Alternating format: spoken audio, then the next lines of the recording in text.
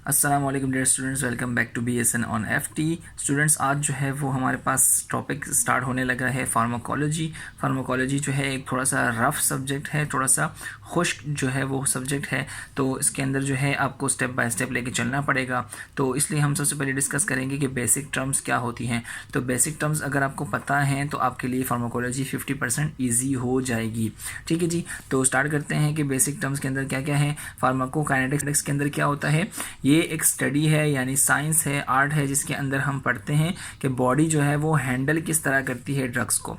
यानी जब हम ड्रग्स को लेते हैं, बॉडी जब ड्रग्स को लेती है तो बॉडी के अंदर क्या क्या चेंजेस आ रही होती हैं, तो उस चीज़ को, सब चीज़ों को हम पढ़ते हैं फार्माकोकाइनेटिक्स के अंदर।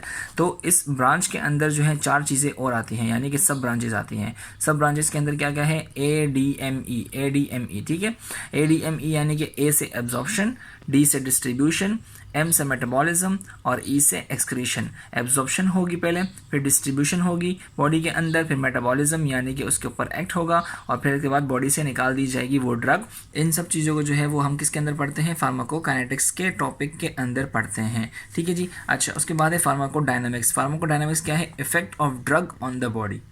यहाँ पे क्या था कि बॉडी जो है वो किस तरह से ड्रग पे एक्ट कर रही है, बॉडी क्या रिएक्शन परफॉर्म कर रही है ड्रग के ऊपर, तो ये फार्माकोकाइनेटिक्स के अंदर था।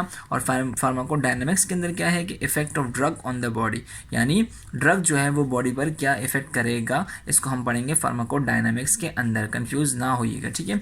अच्छा, इसके बाद है फार्माकोपिया। आप इसको सिंपली ऐसे समझें कि हमारे पास कुछ अथॉरिटीज़ हैं। अथॉरिटीज़ का मतलब ये है कि यूनाइटेड स्टेट के अंदर और ब्रिटिश के अंदर जो है इस तरह की अथॉरिटीज़ बनाई गई हैं, इन तरह की कंपनीज बनाई गई हैं जो क्या करती हैं, जो भी मेडिकेशन बनती है वो उसको चेक करती हैं, उसके स्टैंडर्ड को मेंटेन करती हैं और फिर उसको मार्केट करती है। ठीक है जी, और अपने नाम के साथ, यानी कि उनको एक जेनेरिक नेम देकर उसको मार्केट करती है, तो इसको हम क्या कहते हैं, ये फार्माकोपिया है। तो हमारे पास 3 किस्म के जो है वो मोस्ट कॉमन फार्माकोपियाज हैं। फार्माकोपियाज के अंदर USP यानी कि United state pharmacopoeia, United state के अंदर जो है ये अथॉरिटी मौजूद है और वो जो है इस तरह के जेनेरिक नेम के साथ ड्रग्स को आगे मार्केट कर सकती है। दूसरा है ब्रिटिश फार्माकोपिया, और एक और आता है IP यानी कि इंडियन फार्माकोपिया। और इंडिया के अंदर भी अथॉरिटीज़ मौजूद हैं, कंपनीज मौजूद है जो कि जो भी मेडिसिन वगैरह बनती हैं इंडिया के अंदर, वो उनको पहले चेक करती हैं, उनको स्टैंडर्ड को मेंटेन करती हैं कि ये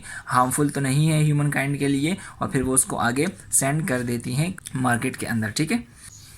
अच्छा, बात करते हैं थेरेपेटिक्स की। थेरेपी का मतलब होता है इलाज। थेरेपेटिक्स का मतलब वो सारे मेडिकेशन, वो सारे सब्सटेंसेस, वो सारे मटेरियल जो कि क्या करते हैं, ट्रीट करते हैं, प्रिवेंट करते हैं किसी भी डिजीज़ को, तो उसको हम कहते हैं ये थेरेपेटिक्स हैं।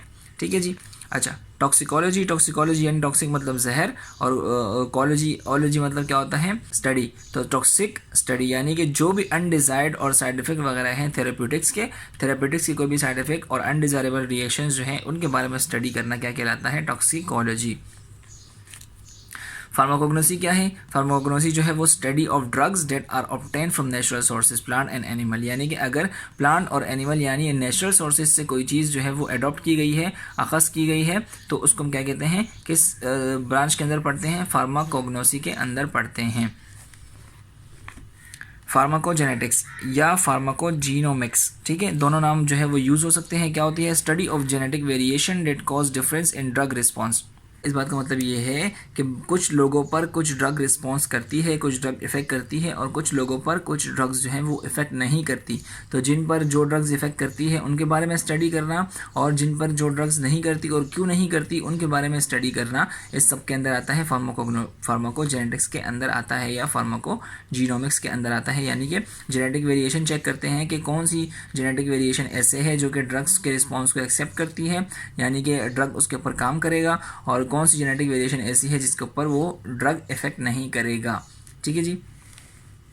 अच्छा, बात करते हैं प्रोडक्ट्स की। प्रोडक्ट्स को थोड़ा समझने की कोशिश कीजिएगा। तो are those medicine that are inactively enters the body and then change into active medication. अच्छा, प्रोडक्ट्स क्या होती हैं, जब भी हम मेडिकेशन देते हैं कोई, यानी कि अगर वो ड्रग्स हुई तो वो क्या होगा, पहले जो है वो इनएक्टिव फॉर्म के अंदर होगा। इनएक्टिव फॉर्म के अंदर वो बॉडी के अंदर जाएगा, और जब बॉडी के अंदर जाएगा उसके बाद जो है वो एक्टिव हो जाएगा। ठीक है, प्रोडक्ट्स इजी है थोड़ा सा। कैसे, ऐसी मेडिकेशन जो कि इनएक्टिव फॉर्म के अंदर बॉडी के अंदर जाएगी और फिर अंदर जाकर एक्टिवेट हो जाएगी, तो ऐसी मेडिकेशन को हम कहते हैं कि प्रो ड्रग्स हैं। इसकी एग्जांपल क्या है? एस्प्रिन यानी कि डिस्प्रिन वगैरह, अच्छा एनालेप्रिल है और रेनिप्रिल, ये भी जो है मेडिकेशन है। तो यहाँ देखिए, यहाँ पर आपको जो है अच्छे से समझ में आ जाएगा कि ये प्रो ड्रग है। प्रो ड्रग को हमने कैसे डिफाइन किया है, देखिए यहाँ ब्लू एरिया और साथ में ये ब्लैक एरिया, तो ये यानी कि अभी इनएक्टिव फॉर्म के अंदर है। ठीक है जी, इनएक्टिव फॉर्म के अंदर है। जब ये बॉडी के अंदर जाएगा और बॉडी के एंजाइम्स इस पर एक्ट करेंगे तो क्या होगा, ये जो मेडिकेशन है ब्लू वाली ये अलग हो जाएगी, और ये जो साथ में ये लगा हुआ है यानी कि ये प्रोटीन का बना हुआ होता है, ये साथ में लगा हुआ है, ये अलग हो जाएगा। अच्छा, इसका फंक्शन क्या है? प्रोडक्ट्स का फ़ायदा ये है कि ये बॉडी के अंदर जाकर आपकी सोल्यूबिलिटी को इंक्रीज़ करता है। यानी मेडिकेशन तो हमने दे दी, मेडिकेशन के अंदर जो पार्टिकल्स होंगे उनको सोल्यूबल करने के लिए बॉडी के अंदर ये आपका प्रोटीन पार्ट जो है वो इंपॉर्टेंट होता है। ठीक है जी, प्रोडक्ट्स हमारे पास पहले से बना हुआ होता है, जब ये बॉडी के अंदर जाता है एंजाइम उसके ऊपर एक्ट करके ब्रेक करते हैं, एक्टिव मेडिकेशन अलग हो जाती है और प्रोटीन पार्ट अलग हो जाता है। ठीक है जी, इसका फ़ायदा क्या है कि ये इंक्रीज़ करता है सोल्यूबिलिटी को। अच्छा, maintain absorption, digestion and absorption of drug. Maintain absorption यानी कि administration, digestion, absorption of drugs. ठीक है जी, ये क्या करता है? एब्जॉर्प्शन और डाइजेशन को जो है वो इंक्रीज़ करता है और सोल्यूबिलिटी को भी इंक्रीज़ करता है। प्रोडक्ट्स आपको उम्मीद करता हूँ समझ आ गया होगा। अब बात करते हैं प्लासेबो की। प्लासेबो क्या है? A substance given to a person in a clinical trial that is not a medicine but a fake treatment. ठीक है, प्लासेबो क्या होता है? एक फेक ट्रीटमेंट होता है, यानी कि एक ख्याली ट्रीटमेंट है। आपने उसको कोई मेडिकेशन नहीं दी, आपने उसको कोई मेडिकेशन नहीं दी, बल्कि आपने ऐसा जाहिर कराया, ऐसा फील कराया पेशेंट को कि मैंने आपको ट्रीटमेंट दे दी है। तो अब पेशेंट जो है वो अपने आप में दिमाग में सोचने लगेगा कि मैंने मेडिसिन खा ली है, अब मैं बिल्कुल ठीक हो जाऊंगा। तो इस तरह की ट्रीटमेंट को जो है हम क्या कहते हैं? प्लासेबो कहते हैं, यानी कि ये फेक ट्रीटमेंट होती है। तो ये क्या हो सकती है? शुगर पिल्स हो सकती हैं, यानी कि आपने कोई मीठी गोली दे दी, आपने उसको बोला कि ये जो है सरदर्द की गोली है, यानी उसके अंदर कुछ भी नहीं था, चीनी के अलावा कुछ भी नहीं था, आपने उससे कहा कि ये सरदर्द की गोली है। तो जैसे ही वो उसको खाएगा तो उसको वो समझेगा कि मैंने जो है वो सर दर्द की गोली खा ली है और अब मैं ठीक हो जाऊंगा, तो वो खुद ब खुद जो है वो ठीक होने लगेगा। तो आप जो है वो एक साइकोलॉजिकल ट्रीटमेंट आप उसको दे रहे होते हो, तो उसको कहते हैं ये प्लासेबो है। फार्मेसी हमने पहले ही बात कर ली कि क्या है? Identification, selection, preservation, compounding and dispensing of drugs. ठीक है, आइडेंटिफिकेशन पहचानना, सिलेक्शन है इसको सेलेक्ट करना कि कौन सी मेडिकेशन किस चीज़ के लिए होगी, प्रिजर्वेशन यानी कि उसको महफूज रखना, कंपाउंडिंग 2 फार्मूलाज 3 फार्मूलाज को एक साथ मिलाकर कोई मेडिकेशन बनाना, और डिस्पेंसिंग ऑफ द ड्रग्स, तो ये क्या है? किस चीज़ के अंदर आता है? फार्मेसी के अंदर आता है। अब बात करते हैं स्टूडेंट्स की बायो अवेलेबिलिटी क्या होती है। बायो अवेलेबिलिटी की आपने ये डेफिनेशन जो है वो देख लें, लेकिन अगर मैं आपको सिंपल अल्फाज में समझाऊं तो बायो अवेलेबिलिटी का मतलब ये होता है कि आपने जो ड्रग्स खाई, आपने जो मेडिकेशन ली, वो बिल्कुल अनचेंज फॉर्म के अंदर आपके सर्कुलेशन के अंदर पहुंच गई। यानी कि आपने मेडिकेशन ली, वो जो है बॉडी के अंदर गई और बग़ैर मेटाबॉलिज्म के बिल्कुल सही सलामत अपने ओरिजिनल फॉर्म के अंदर जो है वो अगर उस टारगेट सेल पर पहुंच गई, तो इसके हम कहेंगे कि बायो अवेलेबिलिटी 100% है।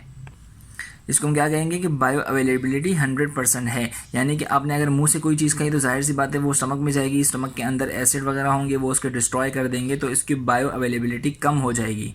ठीक है जी, अगर आपने आईवी के थ्रू कोई चीज़ दी तो इसका मतलब ये है कि वो बिल्कुल सही सलामत ओरिजिनल फॉर्म के अंदर आपकी बॉडी के अंदर पहुँच गई है और जाकर टारगेट सेल पर एक्ट करेगी। तो बायो अवेलेबिलिटी को अगर सिंपल डिफाइन करेंगे तो कैसे करेंगे कि किसी भी मेडिकेशन का बगैर चेंज हुए अपने सर्कुलेशन यानी टारगेट सेल तक पहुँचना और वहाँ पर जाकर अपना काम अच्छे से करना, इसको कहेंगे बायो अवेलेबिलिटी।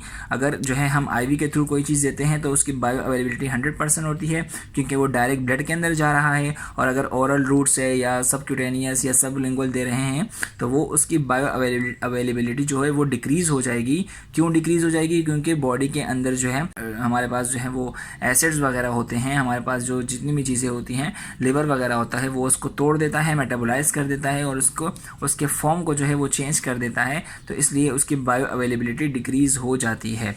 ठीक है जी। अच्छा, कौन कौन से फैक्टर्स है जो कि इफ़ेक्ट करते हैं बायो अवेलेबिलिटी को? डोजेज वगैरह जो है वो उसको इफ़ेक्ट करती है, यानी कि अगर डोज हमने ज़्यादा दे दी तो बायो अवेलेबिलिटी भी ज़्यादा होगी, और डोज कम दी है तो बायो अवेलेबिलिटी कम होगी। केमिकल फॉर्म कौन सा होगा उसके हमें पता होना चाहिए कि जो है कौन सा केमिकल फॉर्म देंगे, कौन से कंपाउंड देंगे, तो वो जो है बायो अवेलेबिलिटी उसकी इंक्रीज़ होगी।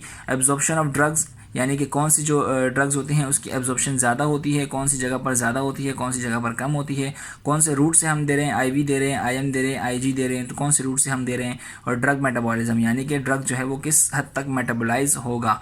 तो बायो अवेलेबिलिटी को अगर हम जो है समराइज़ करें तो इसका मतलब ये होगा कि एक ड्रग अपने ओरिजिनल फॉर्म के अंदर बॉडी के अंदर पहुंच जाए, उसको हम कहेंगे बायो अवेलेबिलिटी उसकी इंक्रीज़ है, और अगर वो टूट फूट के टारगेट सेल पर पहुंचे तो उसको हम कहेंगे बायो अवेलेबिलिटी उसकी डिक्रीज़ है।